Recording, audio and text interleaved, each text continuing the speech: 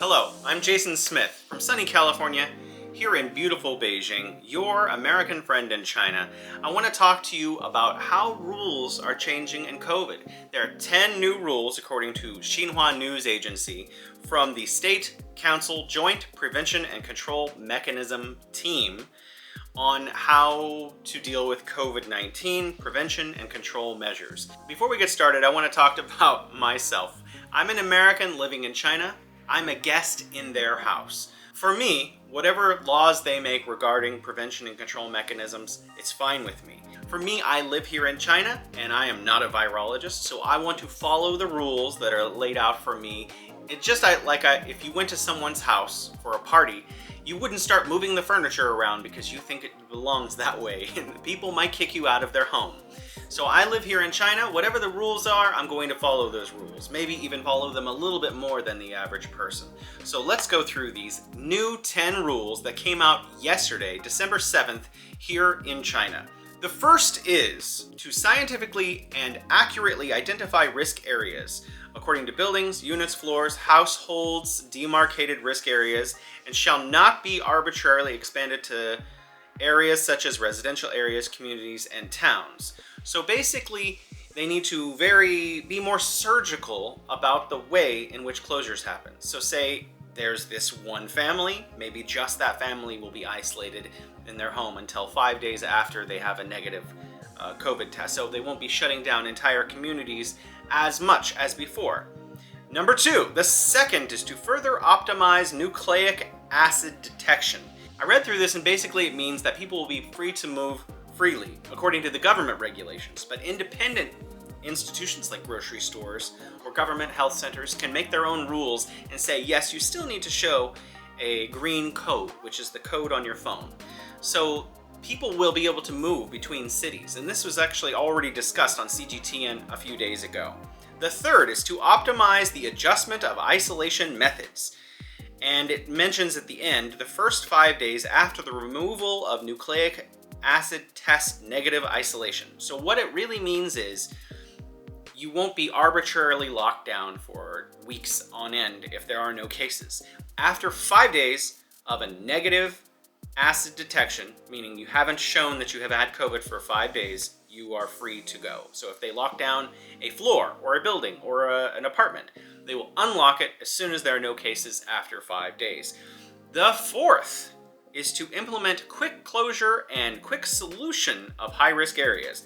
High-risk areas with no new infections for 5 consecutive days should be unsealed in time. So it actually kind of talks about what's in the third one.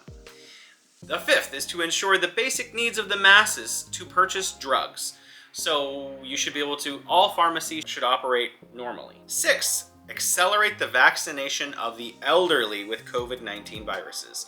Now it goes on to talk about in this very long paragraph, this does not mean mandatory vaccinations of anyone. They're not gonna come jab your grandma against her will. But it does talk about, in the end, incentivizing measures to mobilize the enthusiasm of the elderly. In previous months, we've seen here in China offering free eggs and oil and groceries. So I guess they're going to just increase the incentives for the elderly population in the hope that they can further vaccinate more of China's elderly population. 7th, strengthen the health status of key populations and classification management.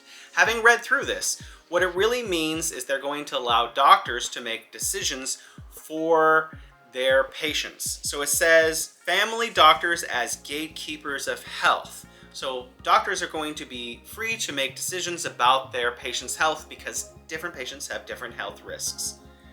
8th, ensure normal operation of society. I think this is the one a lot of people were waiting, and basic medical services. Non-high-risk areas shall not restrict movement of personnel, shall not stop work, production, business, medical care, public security, transportation, logistics, commercial, healthcare provider, water, electricity. So basically they're saying that society should function as normally, don't close down society. Number 9 is to strengthen disease-related security. And this is important for some people, it is strictly forbidden to block fire passages, unit doors, and community doors in various ways to ensure that people go out to see a doctor for medical treatment and emergency shelter. So they can't lock you into your building. Number 10 is to further optimize the epidemic prevention and control work in schools. And it goes on that schools should operate normally and take preventative measures. So these 10 rules will form the basis of how China is going to deal with preventative measures to help COVID from spreading further, while at the same time making sure the society functions as normal as it's described by Xinhua news agency. Again, I want to emphasize that for me personally, if I'm going to travel from Beijing to another city, for example, I will make sure to get a COVID test before I go and when I get there. And if I want to go to the grocery store, I'm going to continue to get my COVID test at least every 3 days or so. You know, a lot of people in the United States or elsewhere, they don't understand how convenient it is. We don't stand in long lines for hours like some media make it seem. I can literally go downstairs and finish my COVID test and return to my home if I wanted to, and be back in, I want to say 3 minutes, you know. So before this particular one opened, there was one across the street and it would take me 10 minutes.